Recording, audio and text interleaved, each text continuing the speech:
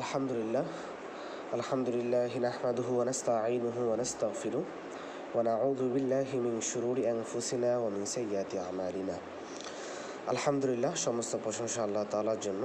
প্রায় দীর্ঘ অনেক দিন পর আল্লাহ তাআলা আমাদেরকে সিরাতের তৃতীয় সেমিস্টার শুরু করার তৌফিক দান করেছেন। এজন্য আমরা কালিমাতুশ শুকর আদায় করি আলহামদুলিল্লাহ। আমাদের আজকের এই ক্লাসের লিঙ্কটি আপনারা আপনার সহপাঠীর সাথে শেয়ার করতে পারেন, যাতে তারাও রাসূল কারীম সাল্লাল্লাহু আলাইহি ওয়াসাল্লামের শেষ যেই জীবনীটা ছিল সেটা জানতে পারে। আমরা আমাদের এই ফ্রি সিরাত কোর্সটি 3টি সেমিস্টারে সাজিয়েছিলাম। প্রথম সেমিস্টারে আমরা রাসূল কারীম সাল্লাল্লাহু আলাইহি ওয়াসাল্লামের জীবনের সূচনা লগ্ন নিয়ে আলোচনা করেছি, অর্থাৎ জন্ম থেকে নিয়ে নবুয়তের আগ পর্যন্ত 40 বছরের আগ পর্যন্ত আমরা প্রথম সেমিস্টারে আলোচনা করেছি। এবং দ্বিতীয় সেমিস্টারে আমরা নবুয়তের পর এবং মক্কা জীবনী নিয়ে আমরা আলোচনা করেছি, সেখানে প্রায় 13 বছরের মতো ছিল।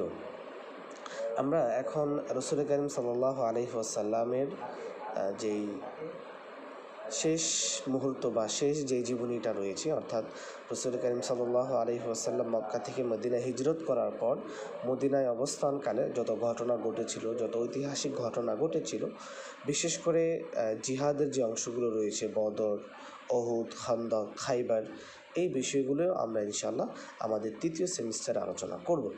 আল্লাহ তাআলা আমাদেরকে এই তৃতীয় সেমিস্টার মনোযোগ সহকারে শোনার তৌফিক দান করুন। সবাই বলি আমিন। আচ্ছা, আমরা তৃতীয় সেমিস্টারে হিজরতের সূচনা দিয়ে শুরু করতে চাচ্ছি। যেহেতু মদিনায় আগমন হবে, তো এই মদিনায় আগমন করার সময় যে সকল ঘটনাগুলো ঘটেছিল আমরা একটু আলোচনা করি। আমরা দ্বিতীয় সেমিস্টারের শেষ দিকে আলোচনা করেছিলাম যে রাসূল কারীম সাল্লাল্লাহু আলাইহি ওয়াসাল্লামের উপর অনেক নির্যাতন করা হচ্ছিল এবং সাহাবায়ে কেরামরাও 2 বার হাবশা হিজরত করেছে। তো দ্বিতীয়বার হাবশা হিজরত করে আর তারা ফিরে আসেননি, বরং মদিনায় হিজরত করার পরে তারা হাবশা থেকে মদিনায় ফিরেছে। দ্বিতীয় হিজরতের পরে তারা হাবশা থেকে আর মক্কায় ফিরে যায়নি, বরং মদিনায় ফিরেছে। আমরা জানি যে একটা বাইয়াত হয়েছিল, যে বাইয়াতে আকাবায়ে সানিয়া, দ্বিতীয় বাইয়াত, যেখানে প্রায় অনেকজন 70 জন 72 জনের মতো পুরুষ ছিলেন এবং 2-3 জন নারী ছিলেন, এবং রাসূল সাল্লাল্লাহু আলাইহি ওয়াসাল্লাম তাদেরকে 12টি দলে ভাগ করে দেন। এই বাইয়াতের কথা কুরাইশরা যখন এই বায়াতের সংবাদ পেল, তখন তাদের ক্রোধের সীমা রইল না। তারা অনেক রাগান্বিত হলো এবং তারা রাসূল কারীম সাল্লাল্লাহু আলাইহি ওয়াসাল্লামের উপর নির্যাতন করত এবং মুসলমানদের উপর নির্যাতন করা শুরু করে দিল।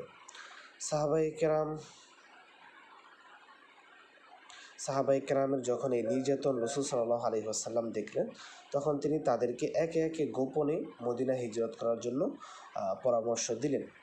অর্থাৎ সবাইকে বললেন যে তোমরা মদিনায় চলে যাও। কেউ ব্যবসায়িক উদ্দেশ্যে অথবা কেউ আত্মীয় স্বজনের কথা বলে মক্কার যে অঞ্চল রয়েছে এই অঞ্চলটা তারা পাড়ি দিত। তো এমনভাবে সকল মুসলমান চলে গেল।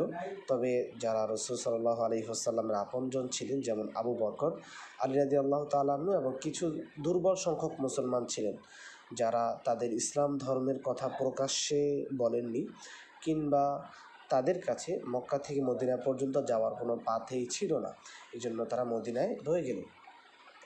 আবু বকর রাদিয়াল্লাহু তাআলা আনহু, তিনি তো রাসূল সাল্লাল্লাহু আলাইহি ওয়াসাল্লামের সাথে হিজরত করবেন এই বাসনা রেখেই তিনি রয়ে গেলেন। এই বাসনা থেকে তিনি রয়ে গেলেন। পাশাপাশি 2টি উট প্রস্তুত করে রেখে দিলেন, যাতে করে হিজরতের সময় তিনি কাজে লাগাতে পারেন। এবং আলী রাদিয়াল্লাহু তাআলা আনহুকে রাসূল সাল্লাল্লাহু আলাইহি ওয়াসাল্লাম এই জন্যই রেখে দিলেন, যাতে করে যেই মুসলমানদের বা কাফেরদের যে সকল হকগুলো ছিল, যে সকল আমানতগুলো রাসূল কারীম সাল্লাল্লাহু আলাইহি ওয়াসাল্লামের কাছে ছিল, যাতে করে সেগুলো যথাসময়ে আমানতগুলো পৌঁছে দিতে পারেন। এই জন্য আলী রাদিয়াল্লাহু তাআলা আনহু রয়ে গেলেন।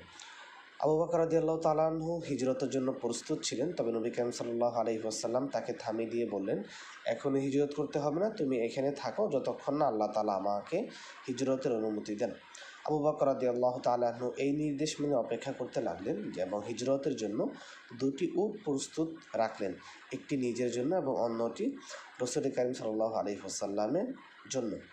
কুরাইশের কাফেররা যখন এই ব্যাপারে জানলো যে তারা রাসূল সাল্লাল্লাহু আলাইহি ওয়াসাল্লামের বিরুদ্ধে চূড়ান্ত সিদ্ধান্ত নিতে দারুন নাদওয়া এটা একটা আমরা বলতে পারি বর্তমান যে পার্লামেন্ট আছে পার্লামেন্টের মতো বাংলাদেশে যত আইন রয়েছে, যত বিল রয়েছে, সবগুলো যে পার্লামেন্টে প্রথমে বা সংসদে এটা উত্থাপন করা হয়। তো দারুন নাদওয়াটা ছিল তৎকালীন আরবের একটা পার্লামেন্ট, যেখানে আরবের বিভিন্ন বিধান এবং আরবের বিভিন্ন গুরুত্বপূর্ণ বিষয়গুলো সেখানে সমাধান করা হতো। এখানে তারা একত্রিত হলো, কিছু লোক তাকে রাসূল সাল্লাল্লাহু আলাইহি ওয়াসাল্লামের ব্যাপারে কী সমাধান দেওয়া হবে এটা নিয়ে অনেকে সলা পরামর্শ করছে। তো কেউ বন্দি করার জন্য পরামর্শ দিল, কেউ নির্বাসিত করার পরামর্শ দিল, এবং যারা ধূর্ত ছিল মানে যারা চালাক ছিল তারা বলল যে তাকে নির্বাসন করাও উচিত হবে না। যদি নির্বাসন করা হয় তাহলে তার যে সঙ্গীরা আছে, যদি নির্বাসন করা হয়, যদি এক দেশ মক্কা থেকে তাকে অন্য দেশে স্থানান্তরিত করা হয়, তাহলে সেখানে গিয়ে সে ইসলাম প্রচার করবে এবং পরবর্তীতে আমাদের উপর আক্রমণ করবে। আর তার যদি বন্দি করা হয় তাহলে তার যেই ইয়ারা ছিল, তার যেই সহযাত্রীরা ছিল, তারা তাকে ছাড়িয়ে নিয়ে যাবে আক্রমণ বা যুদ্ধ করে। আচ্ছা, এই পরিস্থিতিতে আবু জাহেল যে ছিল সে চরম পর্যায়ের একটা প্রস্তাব দিল। তিনি বললেন মুহাম্মদ সাল্লাল্লাহু আলাইহি ওয়াসাল্লামকে বন্দিও করা হবে না এবং দেশ থেকে দেশান্তর করা হবে না, বরং তাকে হত্যা করা হবে এবং এই হত্যার জন্য প্রত্যেক গোত্র থেকে একজন করে যুবক নিযুক্ত করা হবে, যাতে করে একসঙ্গে সবাই হত্যা করে অথবা হত্যার কাজে সবাই সামিল থাকে, যাতে করে বনু আব্দে মানাফ নবী করিম সাল্লাল্লাহু আলাইহি ওয়াসাল্লামের যে গোত্র ছিল কেউ প্রতিশোধ নিতে সক্ষম না হয়। কিন্তু আল্লাহ রাব্বুল কারীম নবী করিম সাল্লাল্লাহু আলাইহি ওয়াসাল্লামকে কুরাইশের এই ষড়যন্ত্রের ব্যাপারে জানিয়ে দিলেন এবং মদিনায় হিজরতের নির্দেশ দিলেন। যেদিন কুরাইশ কাফেররা তাদের ষড়যন্ত্র বাস্তবায়ন করার জন্য নবী করিম সাল্লাল্লাহু আলাইহি ওয়াসাল্লামের ঘরে ঘিরে বসেছিল, ঠিক সেদিনই নবী করিম সাল্লাল্লাহু আলাইহি ওয়াসাল্লাম হিজরতের সিদ্ধান্ত নেন। আলী রাদিয়াল্লাহু তাআলা আনহুকে বলেন, তুমি আমার চাদরটি নিয়ে আমার বিছানায় শুয়ে থাকো, এর ফলে কাফেররা মনে করবে আমি এখনই এখানেই আছি। এবং যখন নবী করিম সাল্লাল্লাহু আলাইহি ওয়াসাল্লাম ঘর থেকে বের হলেন তখন একটি আয়াত পড়তেছিলেন, ওয়ানজির আশিরাতাকাল আকরাবিন। এখানে আরেকটা সিরাতের অন্য একটা গ্রন্থতে পাওয়া যায় যে রাসূল করিম সাল্লাল্লাহু আলাইহি ওয়াসাল্লাম এক মুষ্টি বাড়ি নিয়েছিলেন। বাড়ি নেওয়ার পর ওয়ানজির আশিরাতাকাল আকরাবিন ফাগশাইনাহুম ফাহুম লা ইউবসিরুন, এই আয়াতটি পরে বালিতে ফু দিয়েছেন এবং ছিটে মেরেছেন আর কি। তো এই বালিগুলো যারা রাসূল করিম সাল্লাল্লাহু আলাইহি ওয়াসাল্লামের বাসার আশপাশে অবস্থান করছিল তাদের সবার চোখে গিয়ে লাগে, এই জন্য তারা কেউ দেখতে পায়নি, বরং ঝাপসা ঝাপসা দেখতে ছিল আর কি। রাসূল কারীম সাল্লাল্লাহু আলাইহি ওয়াসাল্লাম আবু বকর রাদিয়াল্লাহু তাআলা আনহু এর ঘর পর্যন্ত পৌঁছালেন। তখন তিনি আয়াতটি বেশ কয়েকবার পুনরাবৃত্তি করলেন। এর ফলে আল্লাহ তাআলা কাফেরদের চোখের উপর পর্দা ফেলে দিলেন, তারা রাসূল সাল্লাল্লাহু আলাইহি ওয়াসাল্লামকে দেখতে পেলেন না। তিনি আবু বকর সিদ্দিক রাদিয়াল্লাহু তাআলা আনহুর বাড়িতে পৌঁছলেন। এদিকে আবু বকর রাদিয়াল্লাহু তাআলা আনহু পূর্ব থেকে প্রস্তুত ছিলেন এবং পথ চিনে এমন একজন লোককে সঙ্গে নিয়ে যাওয়ার জন্য প্রস্তুত করছিলেন। আবু বকর সিদ্দিক রাদিয়াল্লাহু তাআলা আনহু নবী করিম সাল্লাল্লাহু আলাইহি ওয়াসাল্লামের সঙ্গী হলেন। উভয়ে বাড়ির পিছনের দরজা, খিদ্রিক বলা হয় বাড়ির পিছনের দরজা দিয়ে। তো রাসূল করিম সাল্লাল্লাহু আলাইহি ওয়াসাল্লাম এখানে ৭০ আসছে, দুঃখিত, এখানে সাওর হবে। সাওর পর্বতের দিকে যাত্রা করলেন। সাওর একটি মক্কা নিকটবর্তী একটি পাহাড়। এখানে একটা প্রশ্ন আপনাদের হয়তো জাগ্রত হতে পারে, যেটা আমি আপনাদেরকে এখনই দিয়ে দিতে পারি। সেটা হলো, আপনাদের মনে হয়তো প্রশ্ন জাগতে পারে যে আমরা জানি নবী করিম সাল্লাল্লাহু আলাইহি ওয়াসাল্লাম যখন মক্কা থেকে মদিনা হিজরত করেন তখন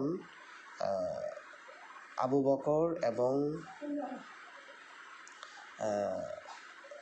রাসূল কারীম সাল্লাল্লাহু আলাইহি ওয়াসাল্লাম ছিলেন। এখানে বলা হচ্ছে যে আবু বকর রাদিয়াল্লাহু তাআলা আনহু 2টি উটের ব্যবস্থা করেছিলেন এবং একজন অতিরিক্ত লোক সংগ্রহ করেছিলেন যিনি তাদেরকে মক্কা থেকে মদিনা পর্যন্ত পৌঁছে যাওয়ার জন্য সাহায্য করবে। এখানে একটা প্রশ্ন আসতে পারে যে সাওর গুহায় তারা কোথায় ছিল, উট কোথায় ছিল এবং সাওর গুহায় ওই যে পথ দেখাবে সে কোথায় ছিল? এর উত্তর হলো সাওর পর্বতের পর থেকে যাত্রা করার পরে এই দুটি উট এবং পথ দেখানো ব্যক্তি যুক্ত হয়েছিল, আগে থেকে যুক্ত হয়নি। বরং এই সাওর পাহাড়ে অবস্থান শেষে যখন সাওর পাহাড় থেকে বের হওয়ার থেকেই আর কি উটে চলে এবং ওই দুটি উট আনলো এবং যাকে পথ দেখানোর জন্য সাথে নিয়েছিল সেও আসলো। অর্থাৎ উট এবং পথ দেখানো ব্যক্তি আবু বকর রাদিয়াল্লাহু তাআলা আনহু, রাসূল কারীম সাল্লাল্লাহু আলাইহি ওয়াসাল্লাম সবাই একযোগে সাওর পর্বতের পর থেকে যুক্ত হয়েছে। কিন্তু সাওর পর্বতের আগ পর্যন্ত বা সাওর গুহার আগ পর্যন্ত রাসূল কারীম সাল্লাল্লাহু আলাইহি ওয়াসাল্লাম এবং আবু বকর রাদিয়াল্লাহু তাআলা আনহু ছিলেন। নবী করিম সাল্লাল্লাহু আলাইহি ওয়াসাল্লাম আবু বকর রাদিয়াল্লাহু তাআলা আনহু পাহাড়ের একটি গুহায় আশ্রয় নিলেন। এদিকে কুরাইশের যুবকরা ভোর পর্যন্ত রাসূল সাল্লাল্লাহু আলাইহি ওয়াসাল্লামের ঘর থেকে বাহির হওয়ার অপেক্ষা করছিল। যখন তারা জানতে পারল যে নবী করিম সাল্লাল্লাহু আলাইহি ওয়াসাল্লামের বিছানায় আলী রাদিয়াল্লাহু তাআলা আনহু শুয়ে আছেন, তখন তারা হতভম্ব হয়ে গেল। তারা দ্রুত চতুর্দিকে খোঁজ নিতে শুরু করলো। কেউ কেউ নবী করিম সাল্লাল্লাহু আলাইহি ওয়াসাল্লামের পদচিহ্ন অনুসরণ করে সেই গুহার কাছাকাছি চলে গেল। তবে তারা যখন একটু নিচু হয়ে তাকালো তখন তারা নবী করিম সাল্লাল্লাহু আলাইহি ওয়াসাল্লামকে গুহার মধ্যে দেখতে পেল। এখানে আরবরা তৎকালীন যুগে পদচিহ্ন যেটা রয়েছে সেখানে খুবই তারা পারদর্শী ছিল। তারা পায়ের ছাপ দেখে বলতে পারত যে এই পায়ের ছাপটা কার এবং এই পায়ের ছাপটা কোন কোন দিকে গিয়েছে। আবু বকর সিদ্দিক রাদিয়াল্লাহু তাআলা আনহু এর আরেকটা গুণ ছিল যে তিনি বংশ তালিকা বলতে পারতেন খুব সুন্দর করে এবং নির্ভুলভাবে। এই পরিস্থিতিতে হযরত আবু বকর সিদ্দিক রাদিয়াল্লাহু তাআলা আনহু বিচলিত হয়ে উঠলেন। তখন নবী করিম সাল্লাল্লাহু আলাইহি ওয়াসাল্লাম তাকে বললেন যে ভয় পেও না, আল্লাহ তাআলা আমাদের সঙ্গে আছেন, যেটা খুবই প্রসিদ্ধ আয়াত, লা তাকনাতু মির রাহমাতিল্লাহ ইন্নাল্লাহা মা'ানা। আচ্ছা, এই সময় আল্লাহ তাআলা পরম করুণাময় ছিল। কাফেরদের দৃষ্টি গুহার দিক থেকে অন্যদিকে ফিরিয়ে দেওয়া হয়েছিল এবং তারা গুহার মধ্যে নবী করিম সাল্লাল্লাহু আলাইহি ওয়াসাল্লামের উপস্থিতি দেখতে পেল না। এমনকি কুরাইশদের সবচেয়ে ধূর্ত ব্যক্তি উমাইয়া বিন খলফ বললেন এখানে তিনি থাকতে পারেন না, কারণ আল্লাহ তাআলা নিজের মহিমায় গুহায় প্রবেশের পথে রাতারাতি মাকড়সার জাল বুনে দিয়েছিলেন এবং বন্য কবুতর এসে গুহার মুখে প্রবেশের যে পথ ছিল সেখানে বাসা বানিয়েছে। এই জন্য সহজে বোঝা যায় না যে হয়তো এই মানুষ থাকতে পারে। যদি মানুষ থাকতে পারে ভিতরে তাহলে মাকড়সা জাল বোনার সাহস পেত না এবং কবুতরও বাসা তৈরি করার সাহস পেত না। এভাবে নবী করিম সাল্লাল্লাহু আলাইহি ওয়াসাল্লাম হযরত সিদ্দিক আকবর 3 রাত গুহায় গোপনে অবস্থান করলেন এবং কুরাইশদের অনুসন্ধান ব্যর্থ হলো। 3 দিন ধরে প্রত্যেক রাত্রের অন্ধকারে আব্দুল্লাহ রাদিয়াল্লাহু তাআলা আনহু, যিনি আবু বকর সিদ্দিক রাদিয়াল্লাহু তাআলা আনহু এর পুত্র, গোপনে গুহায় আসতেন এবং ভোরের আগে ফিরে যেতেন। তিনি সারাদিন কুরাইশদের খবর সংগ্রহ করতেন এবং রাতে এসে নবী করিম সাল্লাল্লাহু আলাইহি ওয়াসাল্লামের কাছে তা বর্ণনা করতেন। অন্যদিকে আব্দুল্লাহ এর বোন আসমা বিনতে আবু বকর প্রত্যেক রাতে নবী করিম সাল্লাল্লাহু আলাইহি ওয়াসাল্লাম এবং আবু বকর রাদিয়াল্লাহু তাআলার জন্য খাবার পৌঁছে দিতেন। এখানে আসমা বিনতে আবি বকর এর আরেকটা বৈশিষ্ট্য ছিল, রাসূল করিম সাল্লাল্লাহু আলাইহি ওয়াসাল্লাম তাকে যাতুন নাতাকাইন এই উপাধি দিয়েছিলেন। যাতুন নাতাকাইন উপাধি এই জন্য দিয়েছিলেন কারণ তার যেই পাজামার যে বেল্ট ছিল এই বেল্টটা তিনি একটা কাজে ব্যয় করেছিলেন। যেহেতু তিনি রাত্রেবেলায় খাবার নিয়ে যেতেন, তো খাবার বাধাই করার জন্য কোনো সুতা পাচ্ছেন না, এই জন্য তিনি তার কোমরের ফিতা দিয়েই ওই এক ফিতাকে 2 ফিতা করেছেন, অর্থাৎ একটা ফিতাকে 2 ভাগ করেছেন। এক ভাগ তিনি খাবারের যেই পোটলা ছিল বা যে পাত্র ছিল এটা বাঁধলেন, আরেক অংশ দিয়ে তিনি তার পাজামা বাঁধলেন। তো এই ঘটনা যখন নবী করিম সাল্লাল্লাহু আলাইহি ওয়াসাল্লামকে বলা হয় তখন তিনি তাকে যাতুন নাতাকাইন এই উপাধি দিয়েছিলেন, অর্থাৎ 2 ফিতার অধিকারিণী, যেটা আমরা আমাদের ইতিহাসের গ্রন্থ দেখতে পাই যে তার একটি অনন্য কীর্তি। আরবরা পদচিহ্ন বিষয়ে অত্যন্ত দক্ষ ছিল, তাই পদচিহ্ন মুছে ফেলার জন্য হযরত আব্দুল্লাহ রাদিয়াল্লাহু তাআলা আনহু গোলামকে আদেশ দিয়েছিলেন প্রতিদিন বকরিগুলো নিয়ে গুহার আশেপাশে ঘুরে সেই চিহ্নগুলো মুছে ফেলতেন, যাতে কুরাইশরা তাদের অনুসরণ করতে না পারে। এখানে সুরাকা ইবনে মালিকের ঘোড়া মাটির গর্ভে ধসিয়ে পড়া সিরাত গ্রন্থে অত্যন্ত গুরুত্বপূর্ণ একটি ঘটনা, যেটা আমি আপনাদেরকে সহজে বলে ফেলি। তো আমরা একটু আগে বলেছিলাম রাসূল কারীম সাল্লাল্লাহু আলাইহি ওয়াসাল্লামের অনুসন্ধানে অনেকজন বের হয়েছিলেন। তার মধ্যে একজন ছিলেন সুরাকা ইবনে মালিক, যেও রাসূল সাল্লাল্লাহু আলাইহি ওয়াসাল্লামের খোঁজে বের হয়েছিলেন। যেহেতু তাকে অনেক পুরস্কারের ঘটনা এসেছিল যে কেউ যদি রাসূল সাল্লাল্লাহু আলাইহি ওয়াসাল্লামকে জীবনও নিয়ে আসতে পারে তাহলে তাকে অনেক পুরস্কার দেওয়া হবে। তো সুরাকা ইবনে মালিক রাসূলের সন্ধানে ছিলেন। হঠাৎ করে সে যাত্রাপথে সুরাকা ইবনে মালিক রাসূলকে দেখতে পান। আমরা এটা একটু পড়ে শেষ করে দিই, তাহলে আপনাদের বুঝতে সহজ হবে। নবী করিম সাল্লাল্লাহু আলাইহি ওয়াসাল্লাম মদিনার পথে যাত্রা করছিলেন। এমন সময় কুরাইশের দলের একজন সদস্য সুরাকা ইবনে মালিক নবী করিম সাল্লাল্লাহু আলাইহি ওয়াসাল্লামকে খুঁজতে খুঁজতে সেখান পর্যন্ত পৌঁছান, যেখান সে নবী করিম সাল্লাল্লাহু আলাইহি ওয়াসাল্লামের খুব কাছে পৌঁছেছিল। তখন তার ঘোড়াটি হঠাৎ খুব জোরে হোঁচট খেয়ে ঘোড়ার যে পিঠ থেকে সে পড়ে গেল, কিন্তু সে আবার ঘোড়ার পিঠে উঠে রাসূল কারীম সাল্লাল্লাহু আলাইহি ওয়াসাল্লামকে ধাওয়া করতে লাগলো। অর্থাৎ দুবার সে পড়ে যায়। প্রথমবার পড়ে গিয়েছিল, ঘোড়ার পিঠ থেকে সে ছিটকে পড়ে এবং কিন্তু ঘোড়া পড়ে না, সে ছিটকে পড়ে আবার উঠে ঘোড়ার পিঠে চলতে লাগলো। তো রাসূল সাল্লাল্লাহু আলাইহি ওয়াসাল্লামের কোরআনের আওয়াজ সে শুনতে পেল। এদিকে আবু বকর সিদ্দিক রাদিয়াল্লাহু তাআলা আনহু বারবার পিছনে ফিরে তাকাচ্ছেন। রাসূল সাল্লাল্লাহু আলাইহি ওয়াসাল্লামের সেদিকে কোনো মনোযোগ নেই। শেষে যখন সুরাকা একবারে কাছে চলে এসলো, তখন তার ঘোড়ার 4টি পা শক্ত মাটির মধ্যে হাঁটু পর্যন্ত ঢুকে যায় এবং সুরাকা আবার মাটিতে পড়ে যায়। সে ঘোড়াটিতে মুক্ত করার জন্য প্রাণপণ চেষ্টা করে, কিন্তু সে সফল হতে পারে না। অবশেষে সে বাধ্য হয়ে নবী করিম সাল্লাল্লাহু আলাইহি ওয়াসাল্লামের কাছে সাহায্য চাইল। নবী করিম সাল্লাল্লাহু আলাইহি ওয়াসাল্লাম থেমে গিয়ে তার বরকতে ঘোড়াটিকে মাটির ভিতর থেকে বের করে দেন। ঘোড়ার পা যখন মাটির ভিতর থেকে বের হয়, তখন তার পায়ের গহ্বরে থেকে ধোঁয়া বের হয়। পায়ের গহ্বর হলো যে আপনি যখন একটা মাটিতে পা রাখবেন বা কোনো লাঠি রাখবেন, আপনি যখন মাটি থেকে লাঠিটা বের করবেন তখন ওই জায়গাটা ফাঁকা থাকবে। তো এই ফাঁকা থাকা জায়গাকে বলা হয় গহ্বর। এই গহ্বর থেকে ধোঁয়া বের হচ্ছিল। এই দৃশ্য দেখে সুরাকা অবাক হয়ে যায় এবং বিনীতভাবে তার সমস্ত পাথেয়, আসবাবপত্র, উট ইত্যাদি রাসূল সাল্লাল্লাহু আলাইহি ওয়াসাল্লামকে দিয়ে দিতে চায়। তখন বললেন যে তুমি ইসলাম ধর্ম গ্রহণ না করো তাহলে তোমার মাল আমি গ্রহণ করতে পারবো না। তবে এই কথা যে তুমি আমার এই অবস্থা তুমি কাউকে বলবে না। সুরাকা সে কথা ফিরে আসে যতদিন রাসূল সাল্লাল্লাহু আলাইহি ওয়াসাল্লাম মদিনা পর্যন্ত পৌঁছেছেন এই ব্যাপারে সে নিশ্চিত হয়, তখন সে কাউকে জানায়নি। পরবর্তীতে সে আবু জাহেলকে জানান, আবু জাহেল বিস্তারিত জানান। তো এই বিস্তারিত জানানোর ক্ষেত্রে সে কবিতার আকারে এইগুলো সে জানায়, যেহেতু সে কবিতায় খুব পারদর্শী ছিল। আরেকটা মজেজা ঘটনা ঘটে হিজরতের পথে। আমরা হিজরতের পথে একটি ঘটনা আলোচনা করেছি, যেটা সুরাকা ইবনে মালিকের সাথে আরেকটা ঘটনা ঘটে। সেটা হলো নবী করিম সাল্লাল্লাহু আলাইহি ওয়াসাল্লামের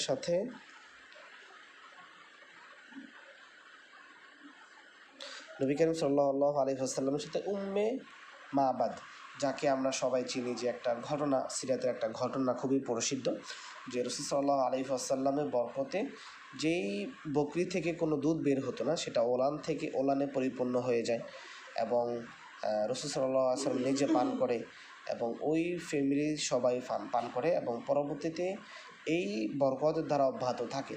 সেটা ইতিহাসের পাতায় উম্মে মাবাদের ইসলাম ধর্ম গ্রহণ কিংবা উম্মে মাবাদের ঘটনা নামে পরিচিত। মদিনার পথে নবী করিম সাল্লাল্লাহু আলাইহি ওয়াসাল্লাম উম্মে মাবাদ ইবনে খালেদ নামক এক ব্যক্তির বাড়িতে পাশে দিয়ে যাচ্ছিলেন। এই সময় উম্মে মাবাদের যে বকরিগুলো আগে দুধ দিত না, নবী করিম সাল্লাল্লাহু আলাইহি ওয়াসাল্লাম তার স্তনগুলো হাত বুলাইলে সেগুলো দুধে পরিপূর্ণ হয়ে যায়। নবী করিম সাল্লাল্লাহু আলাইহি ওয়াসাল্লাম নিজে সে দুধ পান করলেন এবং সফর সঙ্গীদের পান করালেন। এই বরকত অব্যাহত ছিল। এরপর নবী করিম সাল্লাল্লাহু আলাইহি ওয়াসাল্লাম বিদায় নিয়ে চলে গেলে উম্মে মাবাদের স্বামী বাড়ি ফিরলেন। এই আশ্চর্যজনক ঘটনা দেখে অবাক হয়ে গেলেন, কারণ জানতে চাইলে উম্মে মাবাদ বললেন, একজন অত্যন্ত সম্মানিত এবং মহান যুবক আজ আমাদের বাড়িতে কিছু সময়ের জন্য অতিথি ছিলেন। এসব তার পবিত্র হাতের বরকত। তার স্বামী একথা শুনে বললেন, আল্লাহর কসম, এই ব্যক্তিত্ব মক্কাবাসী সেই বুজুর্গই মনে হচ্ছে। এক বর্ণনায় বলা হয়েছে, এরপর ওই বেদুইন দম্পতি হিজরত করে মদিনায় চলে যান এবং ইসলাম ধর্ম গ্রহণ করে। আচ্ছা, কুফায় অবতরণ। আমরা জানি ইতিহাসের সর্বপ্রথম মসজিদ কুফায় তৈরি করা হয়। এর পিছনে ঘটনা কী ছিল? এখান থেকে রওনা হওয়ার পর, অর্থাৎ উম্মে মাহবাদের ঘর থেকে রওনা হয়ে নবী করিম সাল্লাল্লাহু আলাইহি ওয়াসাল্লাম কুবায় পৌঁছান, যা মদিনার কাছে একটি স্থান। আনসারদের কাছে রাসূল সাল্লাল্লাহু আলাইহি ওয়াসাল্লাম আগমনের খবর পৌঁছলে তারা প্রতিদিনই তাকে স্বাগত জানাতে মদিনার বাহিরে মহল্লা থেকে বের হয়ে আসতো। সেদিনও তার অপেক্ষা করছিল। হঠাৎ একটি ঘোষণা শোনা গেল যে তারা যার জন্য অপেক্ষা করছিলেন তিনি তাশরিফ আনয়ন করেছেন। মহানবী সাল্লাল্লাহু আলাইহি ওয়াসাল্লামকে তাশরিফ আনতে দেখে সবাই উদ্দীপনার সাথে তাকে সংবর্ধনা জানালেন। নবী করিম সাল্লাল্লাহু আলাইহি ওয়াসাল্লাম এবং তার সঙ্গীরা কুবায় 14 দিন অবস্থান করেছেন। এ সময় তিনি কুবায় একটি মসজিদের ভিত্তি স্থাপন করেন, যা ছিল ইসলামের ইতিহাসে সর্বপ্রথম মসজিদ। যে মসজিদটা এখনও রয়েছে, মসজিদে কুবা নামে, মদিনায় অবস্থিত মসজিদে কুবা নামে প্রসিদ্ধ। আলী রাদিয়াল্লাহু তাআলা আনহুকে মক্কায় রাখা হয়েছিল। এখন তিনি তার মক্কা থেকে ফিরে আসা। মক্কায় রসুলের আমানতদারি প্রসিদ্ধ ছিল, এমনকি কাফেররাও তাদের মূল্যবান বস্তু রসুলের কাছে আমানত রাখত। হিজরতের সময় রসুলের কাছে গচ্ছিত আমানতগুলো মানুষের কাছে পৌঁছে দেওয়ার জন্য আলী রাদিয়াল্লাহু তাআলা আনহুকে মক্কায় রেখে এসেছেন। গচ্ছিত আমানতগুলো মানুষের কাছে পৌঁছে দেওয়ার পর তিনি মদিনা পথে রওনা হন এবং কুবায় এসে রসুলের সঙ্গে সাক্ষাৎ হয়। ইসলামের তারিখের সূচনা, অর্থাৎ হিজরি যে সনটা রয়েছে, যেমন 3টা ক্যাটাগরিতে দিন, মাস, বছর গণনা করা হয়। একটা হলো ইসাই সন, যেটা ইংরেজি সন আর কি, একটা হলো বাংলা সন, আর একটা হলো আরবি সন। তো মুসলমানদের একটা বৈশিষ্ট্য যে তারা তাদের ধর্মীয় বিবেচনায় এই আরবি এটা সূচনা করা হয়েছে। তো এই সনের তারিখটা রাসূল সাল্লাল্লাহু আলাইহি ওয়াসাল্লাম সূচনা করেননি, কিন্তু ওমর রাদিয়াল্লাহু তাআলা আনহু সূচনা করেন রাসূল সাল্লাল্লাহু আলাইহি ওয়াসাল্লামের নির্দেশে, এবং ইসলামী দিন পঞ্জিকা চালু করা হয়। এবং ইসলামের যত বিধিবিধান আছে, যেমন কুরবানি, হজ, যাকাত, তারপরে রোজা, সালাত, এই সবগুলোই ইসলামী দিন পঞ্জিকা অনুযায়ী চালু হয়। এটার জন্য আপনার ইংরেজি সনের মুখাপেক্ষী হতে হয় না, এটার জন্য বাংলা সনের মুখাপেক্ষী হতে হয় না। ইসলামের যত বিধিবিধান আছে সবগুলোই আরবির সময়, মাসের অনুযায়ী ডিপেন্ডেন্ট। তিনি মুহররম মাসকে ইসলামী বছরের প্রথম মাস হিসাবে নির্ধারণ করেন এবং রাসূল সাল্লাল্লাহু আলাইহি ওয়াসাল্লাম যেদিন মক্কা থেকে মদিনা হিজরত করেন, সূচনা করেন, সেদিনেই প্রথম দিন ধরা হয় মুহররম মাসের। নবী করিম সাল্লাল্লাহু আলাইহি ওয়াসাল্লাম মদিনায় প্রবেশ। নবী করিম সাল্লাল্লাহু আলাইহি ওয়াসাল্লাম রবিউল আউয়াল মাসের জুমার দিন কুবা থেকে বিদায় নিয়ে নবী করিম সাল্লাল্লাহু আলাইহি ওয়াসাল্লাম পবিত্র মদিনার দিকে রওনা হলেন। মদিনাবাসীগণ আনন্দে উদ্বেলিত হয়ে রাসূল সাল্লাল্লাহু আলাইহি ওয়াসাল্লামের সওয়ারি ঘিরে এগিয়ে যেতে লাগলেন। কেউ পদব্রজে, কেউ কোনো বাহনে উঠে পথ চলছিলেন। প্রত্যেকেই চেষ্টা করেছিলেন রাসূল সাল্লাল্লাহু আলাইহি ওয়াসাল্লামের উষ্টির লাগাম টানিয়ে তাকে সামনে নিয়ে যাওয়ার, যেন তিনি তাদের বাড়িতে অবস্থান করেন। মহিলারা ও শিশুরা আনন্দের গান গাইছিল, যেটা আমাদের প্রসিদ্ধ একটা তলা আল বাদরু আলাইনা মিন সানিয়াতিল ওয়াদা। শিশুরা যে আনন্দের গান গাইছিল, একটা কবিতা গাইছিল, তলা আল বাদরু আলাইনা মিন সানিয়াতিল ওয়াদা। এইটা ছিল জুমার দিন। তাই বনি সালেম ইবনে আউফের বসতির নিকটে জুমার নামাজের সময় হইলে রাসূল সাল্লাল্লাহু আলাইহি ওয়াসাল্লাম সওয়ারি থেকে নেমে নামাজ আদায় করেন। তখনও পর্যন্ত কিন্তু জুমার নামাজ চালু হয়নি। নামাজ আদায় করেন জোহরের সময়, শুক্রবার ছিল। তারপর আবার উষ্টিতে উঠে সামনের দিকে অগ্রসর হতে লাগলেন। যেই আনসারি বাড়ির সামনে পড়তো তারা হুজুর সাল্লাল্লাহু আলাইহি ওয়াসাল্লামকে তাদের বাড়িতে অবস্থান করার জন্য অনুরোধ জানাতেন, কিন্তু হুজুর সাল্লাল্লাহু আলাইহি ওয়াসাল্লাম বলছিলেন, তোমরা আমার উষ্টটিকে নিজের মতো চলতে দাও, এটি আল্লাহর পক্ষ থেকে নির্দেশিত হয়েছে, যেখানে থামার নির্দেশ দেওয়া হবে সেখানে এটি থামবে। অবশ্যই সেই উষ্টটি বনি আদি ইবনে নাজ্জারের এলাকায় গিয়ে থামলো, যেখানে হযরত আবু আইয়ুব আনসারী রাদিয়াল্লাহু তাআলা আনহুর বাড়ি ছিল। সেখানে নবী করিম সাল্লাল্লাহু আলাইহি ওয়াসাল্লাম আইয়ুব আনসারীর মেহমান হয়ে কিছুদিন তার বাড়িতে অবস্থান করলেন।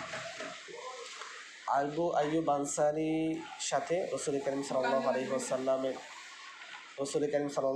ওয়াসাল্লামের আত্মীয়তার সম্পর্ক ছিল। সেটা হলো আবু আইয়ুব আনসারী রসুল সাল্লাল্লাহু আলাইহি ওয়াসাল্লামের যেই নানার বংশ যেটা আছে সেখানের পরিবারের অন্তর্ভুক্ত।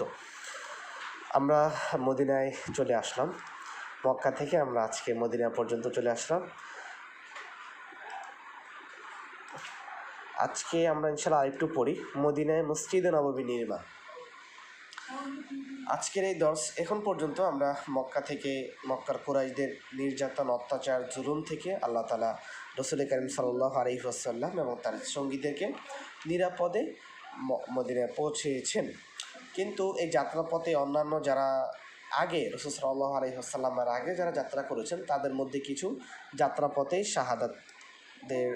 শাহাদাত হয়েছেন আর কি। আচ্ছা, মসজিদে নববী নির্মাণ। রাসূল সাল্লাল্লাহু আলাইহি ওয়াসাল্লাম আবু আইয়ুব আনসারী রাদিয়াল্লাহু তাআলা আনহুর বাসা অবস্থান করছেন। এরপরে প্রথম যে কার্যক্রমটা তিনি করলেন তা হলো মসজিদে নববী নির্মাণ।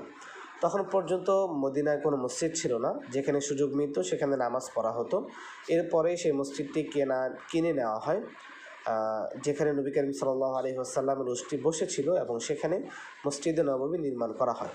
আজকে মসজিদে নববী যেখানে অবস্থিত সেই জায়গাটি, মসজিদের দেয়াল ছিল কাঁচা ইটের, খুঁটি ছিল খেজুর গাছের, আর ছাদ তৈরি হয়েছিল খেজুর শাখা দিয়ে। তখন কেবলার দিক ছিল বাইতুল মুকাদ্দাসের দিকে। দ্বিতীয় হিজরিতে কেবলা পরিবর্তন হয়। তৎকালীন যুগের আজ থেকে প্রায় 1500 বছর পূর্বের মসজিদে নববী আর আজকের মসজিদে নববী একটু কম্পেয়ার করুন, তখন আপনি বুঝতে পারবেন যে কতটা আল্লাহ তাআলা ইসলামকে মর্যাদা দিয়েছেন। দেখুন, তৎকালীন যুগে কাঁচা ইট ছিল, পাশে ছিল কাঁচা ইট, খুঁটি ছিল খেজুর গাছের ছিল আর কি, খেজুর গাছের ফালা করে খেজুর গাছের খুঁটি ছিল, আর ছাদ তৈরি করা হয়েছিল খেজুর গাছের যেই শাখা ছিল, ডালপালা ছিল, সেগুলো দিয়ে। মসজিদের পাশে দুটি কক্ষ নির্মাণ করা হয়েছিল, একটিকে হযরত আয়েশার জন্য এবং অন্যটি সাউদার জন্য। অর্থাৎ এই দুজনের সাথেই হিজরতের পূর্বে রাসূল সাল্লাল্লাহু আলাইহি ওয়াসাল্লামের বিবাহ হয়েছিল। এরপর নবী করিম সাল্লাল্লাহু আলাইহি ওয়াসাল্লাম তার পরিবারকে মদিনায় আনতে একজন লোককে মক্কায় পাঠান। সেই সময় আবু বকর রাদিয়াল্লাহু তাআলা আনহু ও তার পরিবারকে মদিনায় নিয়ে আসেন। এভাবে নবী করিম সাল্লাল্লাহু আলাইহি ওয়াসাল্লামের সহধর্মী হযরত সাউদা রাদিয়াল্লাহু তাআলা আনহু এবং দুই কন্যা হযরত ফাতেমা এবং হযরত উম্মে কুলসুম রাদিয়াল্লাহু তাআলা আনহুন্না মদিনায় পৌঁছান।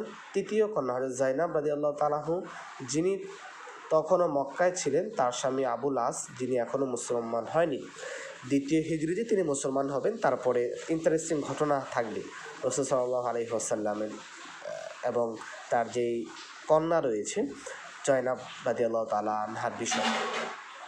হযরত আবু বকর সিদ্দিক রাদিয়াল্লাহু তাআলা আনহুর পুত্র হযরত আব্দুল্লাহ রাদিয়াল্লাহু তাআলা আনহু, তার মা এবং বোন হযরত আয়েশা রাদিয়াল্লাহু তাআলা আনহা এবং আসমা রাদিয়াল্লাহু তাআলা আনহুকে নিয়ে মদিনায় চলে আসেন। তবে কিছু মুসলমান যারা শারীরিকভাবে অক্ষম ছিলেন তারা মক্কাতেই রয়ে গেলেন। যদিও কিছু শারীরিকভাবে দুর্বল মুসলমান মদিনার উদ্দেশ্যে যাত্রা করেছিলেন, কিন্তু পথিমধ্যে ইন্তেকাল করেন, যেটা আমি একটু আগেই বলেছিলাম। হিজরির প্রথম বর্ষ, জিহাদের অনুমোদন। এই হিজরির প্রথম বর্ষ থেকে জিহাদের অনুমোদন দেওয়া হয়। এখানে দুটো বিষয়। একদল মুফাসসিরিনে কেরাম বলেন যে মক্কায় কেন হিজরতের আদেশটা দেওয়া হলো না, এর কারণ হিসাবে উল্লেখ করা হয় যে মক্কায় মুসলমানদের শক্তি সামর্থ্য কম ছিল, এক। আর আরেক দল মুফাসসির মনে করেন যে মক্কায় শক্তি সামর্থ্য কম ছিল না, বরং আল্লাহ তাআলা মুসলমানদেরকে দিয়ে 10 জন মুসলমানদেরকে দিয়েও তিনি সমগ্র আরবের বিরুদ্ধে লড়াই করতে পারতেন আল্লাহ তাআলার সাহায্যে ফেরেশতা পাঠিয়ে, যেমনটা আমরা বদর যুদ্ধে দেখতে পেয়েছি। কিন্তু তারপরও তিনি মুসলমানদের এই আত্মাকে মুনাফিকি, কুফুরি এই সকল আবর্জনা শিরকি কুফরি থেকে ঈমানকে পরিশুদ্ধ করার জন্য, ঈমানকে শক্তিশালী করার জন্য সময় নিয়েছিলেন। এই সময়ের জন্যই তিনি মক্কাতে জিহাদের অনুমতি দেননি। আচ্ছা, নবী করিম সাল্লাল্লাহু আলাইহি ওয়াসাল্লামের জীবনের 53 বছরের সংক্ষিপ্ত জীবনী পাঠকগণের সামনে তুলে ধরা হয়েছে। এই সময়ের মধ্যে পাঠকগণ জানতে পেরেছেন কিভাবে পৃথিবীতে ইসলামের প্রচার হয়েছে, কিভাবে প্রত্যেক গোত্র, শ্রেণী এবং হাজার হাজার মানুষ হিজরতের পূর্বে ইসলাম গ্রহণে আগ্রহ প্রকাশ করেছিল। তারা ইসলাম ও ইসলামের নবীকে নিজের পরিবার, সম্পদ, বাপদাদা, সন্তান, স্ত্রী, এমনকি নিজেদের প্রাণ থেকেও বেশি প্রিয় মনে করছিল। তারা ইসলাম গ্রহণের কারণ কী ছিল? রাষ্ট্রের পক্ষ থেকে কোনো জোরজবস্তি, নাকি ধন সম্পদের লোভ, সম্মান প্রতিপত্তির আগ্রহ, অথবা কোনো সশস্ত্র বাহিনী তরবারি ভয় তাদেরকে ইসলাম গ্রহণে বাধা করেছিল, নাকি এর পেছনে অন্য কোনো কারণ ছিল? যখন আমরা এই নিরক্ষর নবী সাল্লাল্লাহু আলাইহি ওয়াসাল্লাম, তাহার উপর আমার পিতা মাতা উৎসর্গ হন, এর পবিত্র নিরঙ্কুশ জীবনের করুণ অবস্থা নিয়ে চিন্তা করি, তখন আমরা স্পষ্টভাবে দেখতে পাই যে তার জীবনের প্রতিটি পর্ব ছিল একাধিক সংগ্রাম ও কষ্ট। এইটা এক অবশ্যম্ভাবী সত্য যে এতিম শিশু পিতা স্নেহ ভালোবাসা পৃথিবীতে কখনোই পাওয়া যায়নি। তিনি শৈশবেই মাতৃস্নেহ থেকে বঞ্চিত হয়েছেন এবং যার পরিবার কখনো পেট ভরে খাবারের সুযোগ পায়নি। তিনি কি কোনোদিন রাজত্ব কায়েম করার কথা ভাবতে পারতেন? অথবা কিভাবে তিনি ধন সম্পদের প্রতি আকৃষ্ট হতে পারতেন, কিংবা তরবারের জোরে কাউকে তার মতাদর্শে আনতে পারতেন? এছাড়া ইতিহাসের বিশাল দৃষ্টিতে আমরা দেখতে পাই যে নবী করিম সাল্লাল্লাহু আলাইহি ওয়াসাল্লামের জীবন 53 বছর অত্যন্ত কষ্টে অতিবাহিত হয়েছে। তার প্রথম জীবনে দারিদ্র্য, অসহায়ত্বের পর যখন ইসলাম অনেক শক্তিশালী হয়েছিল এবং বড় বড় যোদ্ধা ও বিত্তশালী সাহাবীরা ইসলাম গ্রহণ করেছিলেন, তখন ইসলাম কখনো কাফেরদের উপর আঘাত করেনি, বরং অত্যাচারীদের অত্যাচারের কোনো প্রতিক্রিয়া জানায়নি। মক্কার কাফেররা শুধুমাত্র নবী করিম সাল্লাল্লাহু আলাইহি ওয়াসাল্লামের প্রতি নির্যাতন করেনি, বরং তার পরিবারের সদস্যদের, আত্মীয় স্বজন, বন্ধু বান্ধব এবং অনুসারীদের উপর এমন অকট্ট নির্যাতন চালিয়েছে যা বলেও প্রকাশ করা কঠিন। কুরাইশ কাফেররা সর্বোচ্চ ক্ষমতার অধিকারী হয়ে নবী করিম সাল্লাল্লাহু আলাইহি ওয়াসাল্লামকে হত্যা করার জন্য প্রায় সব রকম চেষ্টা করেছে। তাকে এবং তার অনুসারীদের 3 বছর অবরুদ্ধ করে রাখা, সম্পর্ক ছেদ করা, তাকে হত্যা করার ষড়যন্ত্র করা এবং সাহাবীদের উপর নির্যাতন চালানো, এই সব ঘটনা সকলেই জানি। এই সমস্ত কিছু সত্ত্বেও কোরআন তার অনুসারীদেরকে ধৈর্য, ধীরতা অবলম্বন করতে বলেছিল এবং অন্য কোনো অস্ত্র ব্যবহার করতে নিষেধ করেছিল। অবশ্য তখন যে জিহাদের নির্দেশ ছিল তা ছিল কাফেরদের কৌশল ও উপদেশমূলক কথাবার্তার মাধ্যমে আল্লাহর দিকে আহ্বান করা, এবং যদি তাদের মধ্যে কোনো বিতর্কের সৃষ্টি হয় তবে উত্তম কৌশল এবং নম্র কথার মাধ্যমে তাদের মোকাবেলা করা, কোরআনের প্রকাশ্য দলিল প্রমাণের মাধ্যমে তাদের সঙ্গে পূর্ণ জিহাদ করা, যেন তারা সত্যকে উপলব্ধি করতে সক্ষম হয়। এই সময় পর্যন্ত যখন হাজার হাজার মানুষ ইসলামের ছায়াতলে এসে নানা নির্যাতনের শিকার হয়েছে, তখন স্পষ্টভাবে বলা যায় তারা কোনো দুনিয়াবি লোভ লালসা, রাষ্ট্রীয় ক্ষমতার প্রয়োগ অথবা তরবারের জোরে ইসলাম ধর্ম গ্রহণে বাধ্য হয়নি। এমন বাস্তবতা প্রত্যক্ষ করার পরেও যারা ইসলামের প্রকৃত সত্যকে আড়াল করার চেষ্টা করে বলবে যে ইসলাম তরবারের জোরে ছড়িয়েছে, তাদের কি এই প্রশ্নের উত্তর দেওয়া সম্ভব? তারা কি বলতে পারবে যে তরবারি চালনাকারীদের উপর কি কোনো তরবারি চালনাকারী ছিল যারা শুধু মুসলমান হয়নি, বরং ইসলামের জন্য তরবারি হাতে নিয়ে নিজেদের জীবন বিপন্ন করতে দ্বিধা করেনি? তারা কি বলতে পারবে হযরত আবু বকর সিদ্দিক, হযরত ওমর ফারুক রাদিয়াল্লাহু তাআলা, ওসমান গনি, আলী মুর্তাজা এর উপর কোন তরবারি চালানো হয়েছিল? অথবা আবু যর গিফারি, উনাইস রাদিয়াল্লাহু তাআলা আনহু এবং তাদের গোত্রকে কে বাধ্য করেছিল ইসলাম গ্রহণ করতে?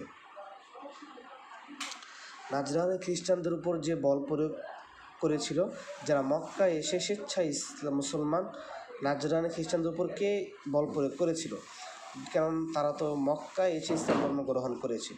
জামাত, আজদি ও তোফাইল ইবনে আমর রাদিয়াল্লাহু তাআলা আনহু বা তাদের গোত্র লোকদের উপর কে তরবারি চালিয়ে তাদের ইসলাম গ্রহণে বাধ্য করেছিল? মদিনায় আনসারদের উপর কে শক্তি প্রয়োগ করেছিল, যারা ইসলাম গ্রহণের পর নবী করিম সাল্লাল্লাহু আলাইহি ওয়াসাল্লামকে নিজেদের দেশে আমন্ত্রণ জানিয়ে সমস্ত দায়িত্ব মাথায় তুলে নিয়েছেন এবং নিজেদের জান মাল তাহার জন্য উৎসর্গ করেছিলেন? বুরাইদা আসলামী রাদিয়াল্লাহু তাআলা আনহুকে বাধ্য করেছিল, যিনি 70 জন লোকসহ মদিনায় পথে এসে স্বেচ্ছায় মুসলমান হয়ে গিয়েছিলেন। হাবশার বাদশাহ নাজ্জাশী রাদিয়াল্লাহু তাআলা আনহুকে কে বাধ্য করেছিল, যিনি নিজের রাজত্ব এবং ক্ষমতা সত্ত্বেও হিজরতের আগে মুসলমান হয়ে গিয়েছেন? এসব প্রশ্নের স্পষ্ট উত্তর, ইসলাম কখনো তরবারির বা শক্তি প্রয়োগের মাধ্যমে ছড়ায়নি। ইতিহাসে এমন বহু ঘটনা রয়েছে যেখানে মানুষ আল্লাহর পথে আসার জন্য স্বেচ্ছায় সাহসিকতার সাথে ইসলাম গ্রহণ করেছেন। এটা এক অনস্বীকার্য বাস্তবতা যা সবাই উপলব্ধি করে যে ইসলাম তার নিজস্ব মহিমা ও সত্যের কারণে বিস্তার লাভ করেছে, কোনো তরবারি বা বাধ্য করা ছাড়া। এটা আমরা সবাই জানি যে ইসলাম যুগে যুগে ছড়ানোর জন্য কখনো তরবারির মুখাপেক্ষী হয়নি। তবে হ্যাঁ, ইসলামকে টিকিয়ে রাখার জন্য ইসলামের শক্তিকে ইসলামের জন্য কখনো তরবারি হাতে নেওয়া হয়নি, কিন্তু ইসলামকে টিকিয়ে রাখার জন্য, ইসলামের সম্মানকে টিকিয়ে রাখার জন্য যুগে যুগে তরবারি আমরা মুসলমানদের হাতে দেখতে পেয়েছি। রক্ত ঝরাতে দেখেছি বদরে, ওহুদে, খান্দকে, খাইবারে, যেগুলো আমরা ইনশাল্লাহ আমাদের আগামী দরসগুলোতে বিস্তারিত আলোচনা করব, যখন আমরা প্রত্যেকটা জিহাদ নিয়ে আলাদা আলাদা আলোচনা করব। আমরা আজকে এই জিহাদের বিষয়টাই শেষ করে সমাপ্তি করতে চাচ্ছি। এটা অনেক বড় একটা ঘটনা, তারপরে সংক্ষিপ্ত আকারে শেষ করে দিই। আচ্ছা, ইসলাম কখনোই তার প্রচারের জন্য তরবারির মুখাপেক্ষী নয়, যেটা আমরা সবাই জানি। জিহাদ ফরজ হওয়ার উদ্দেশ্য কখনোই এটা ছিল না যে অন্য ধর্মের মানুষদের গলায় তরবারি রেখে তাদেরকে ইসলামে বাধ্য করা হবে অথবা বল প্রয়োগের মাধ্যমে তাদেরকে মুসলমান বানানো হবে। জিহাদের সাথে সাথে যে জিজিয়া কর এবং কাফেরদের জন্য জিম্মির ব্যবস্থা নির্দেশনা রয়েছে, তা নিজেই প্রমাণ করে যে ইসলাম কখনোই জিহাদ ফরজ হওয়ার পরও কাউকে ইসলাম গ্রহণের জন্য বাধ্য করেনি। ইসলাম মুসলমানদের জান ও মাল রক্ষা করার জন্য একটি সুসংহত ব্যবস্থা প্রতিষ্ঠা করেছে এবং এমন এক সমাজের ভিত্তি স্থাপন করতে চায় যেখানে শান্তি, নিরাপত্তা ও ন্যায় প্রতিষ্ঠিত হয়। আচ্ছা, এখানে একটা কথা বলা হচ্ছে যে ইসলাম কখন তরবারির সাহায্য নিয়েছে বা তরবারি হাতে নিয়েছে। আমরা দেখি আমাদের শরীরে যদি কখনো কোনো সমস্যা দেখা দেয়, আমাদের অস্ত্রোপচার করতে হয়, যেমন আপনার কোথাও চোট লাগলে অথবা অ্যাক্সিডেন্ট হলে, রক্ত বেশি পরিমাণে রক্ত ঝরলে আমরা অস্ত্রোপচারের বা ব্যান্ডেজের সিদ্ধান্ত নিয়ে থাকি, এটাকে আমাদেরকে সুস্থ করার জন্য, আমরা নিজেরা সুস্থ থাকার জন্য। তো আমরা মনে করি ইসলাম ছাড়া অন্যান্য যে সকল ধর্ম রয়েছে, এই সকল ধর্ম এই পৃথিবীর জন্য একটা বিস্ফোরা বা পৃথিবীর জন্য একটা ধ্বংসাত্মক বলি, যেখানে আল্লাহ তাআলা তাদেরকে খাওয়াচ্ছেন, আল্লাহ তাআলা তাদেরকে নেয়ামতের মধ্যে রাখতেছেন, তারপরও তারা আল্লাহ তাআলা অবাধ্য হয়। কিন্তু আমরা করি না, এটা শুধুমাত্র হিকমতের জন্য। এবং কিন্তু যখনই আমরা দেখতে পেলাম যে প্রকাশ্যে ইসলামের মুসলমানদেরকে প্রতিহত করার জন্য, আল্লাহ তাআলার একত্ব এবং সত্য ধর্মকে পৃথিবী থেকে মিটিয়ে দেওয়ার জন্য যারাই আক্রমণ করেছে তাদেরকে তো অবশ্যই প্রতিহত করতে হয়, না হলে তো একটা সময় ইসলাম এমনিতে মিশে যাবে। এই জন্যই মুসলমানরা তাদের হাতে তরবারি নিয়েছে।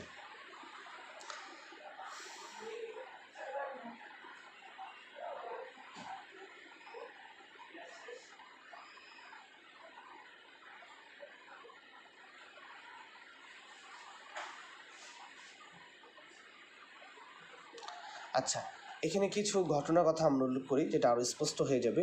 8ম হিজরি সনে নবী করিম সাল্লাল্লাহু আলাইহি ওয়াসাল্লাম যখন মক্কা বিজয়ের উদ্দেশ্যে মদিনা থেকে মক্কার দিকে অগ্রসর হচ্ছিলেন, তখন পথে এক বেদুইন সর্দার তার খেদমতে উপস্থিত হয়ে নবী করিম সাল্লাল্লাহু আলাইহি ওয়াসাল্লামকে এক ধরনের পরামর্শ দিলেন। সে বলল, আপনি যদি সুন্দরী নারী ও লাল রঙের উট পেতে চান তাহলে বনু মুদাল্লাজ গোত্রের উপর আক্রমণ করুন, কারণ তাদের মধ্যে এই দুটি প্রচুর পরিমাণে রয়েছে। তখন নবী করিম সাল্লাল্লাহু আলাইহি ওয়াসাল্লাম তাকে উদ্দেশ্য করে বললেন যে যুদ্ধের উদ্দেশ্য ছিল অন্যরকম এবং সেদিকে তিনি আগ্রহী ছিলেন না।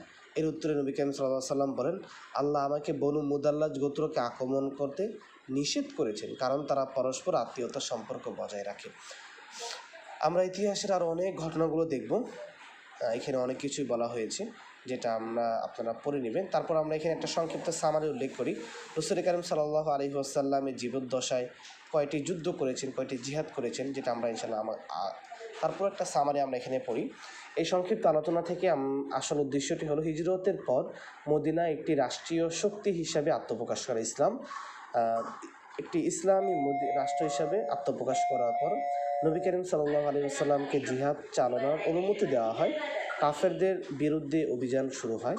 এই যুদ্ধ অভিযানগুলির মধ্যে কিছুতে নবী করিম সাল্লাল্লাহু আলাইহি ওয়াসাল্লাম নিজে অংশগ্রহণ করেছেন, যেগুলোকে ইতিহাসের পরিভাষায় গাজওয়া বলা হয়, আর কিছুতে বিশেষ বিশেষ সাহাবী পাঠিয়েছেন, যেগুলোকে সারিয়া বলা হয়। অর্থাৎ গাজওয়া বলা হয় যেগুলোতে নবী করিম সাল্লাল্লাহু আলাইহি ওয়াসাল্লাম নিজে উপস্থিত হয়েছে, আর সারিয়া বলা হয় যেগুলোকে রাসূল সাল্লাল্লাহু আলাইহি ওয়াসাল্লাম নিজে উপস্থিত হননি, বরং বড় বড় সাহাবীদের নেতৃত্বে বিশেষ বাহিনী পাঠিয়েছে তাদের বিরুদ্ধে লড়াই করার জন্য। গাজওয়া মোট 23টি হয়েছিল, যার মধ্যে 9টিতে যুদ্ধ সংঘটিত হয় বা অন্যগুলোতে কোনো যুদ্ধ হয়নি, আর সারিয়ার সংখ্যা হয়েছিল 43টি। ইনশাআল্লাহ আমরা এই 23টি গাজওয়া এবং 43টি সারিয়া রাসূল কারীম সাল্লাল্লাহু আলাইহি ওয়াসাল্লামের মদিনায় 10 বছরে যেই রয়েছে আমরা ইনশাআল্লাহ আলোচনা করব। আমরা একটু যে প্রথম হিজরিতে কী কী ঘটনা ঘটেছিল এটা আমরা আলোচনা করব, দ্বিতীয় হিজরিতে, চতুর্থ হিজরিতে, এগুলো আমরা শেষ করার পরে হিজরি কেন্দ্রিক যে সকল ঘটনাগুলো ঘটেছিল এগুলো আমরা ইনশাল্লাহ বিস্তারিত আলোচনা করব। আজকের পর্যন্ত আমরা এখানেই সমাপ্ত করছি। ইনশাল্লাহ আমরা আমাদের আগামীকালের ক্লাসটি রাত 9টায় ইনশাল্লাহ শুরু হবে। আল্লাহ তাআলা আপনাকে আমাকে সবাইকে সুস্থ অবস্থায় রাখুন এবং উপস্থিত হওয়ার তৌফিক দান করুন। আপনাদের কোনো প্রশ্ন থাকলে আপনারা লিখে জানাতে পারেন।